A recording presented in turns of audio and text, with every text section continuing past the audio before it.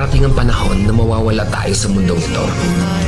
At kapag dumating ang panahon na yun, hindi mahalaga sa kung gaano karami ng pera ang naipon mo sa bangko. Hindi rin mahalaga sa kung gaano ka successful sa trabaho or sa business mo. At lalong hindi mahalaga sa kung gaano kaganda ng mukha at ng katawan mo.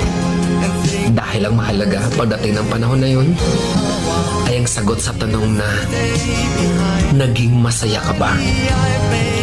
Nagawa mo ba ang kagustuhan ng puso mo kahit pag-gaano ka malito sa mata ng mundo?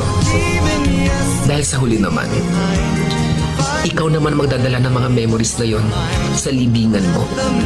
Hindi naman ang mga tao sa paligid mo. So make sure na bago pa dumating ang panahon na aalis na tayo sa mundo,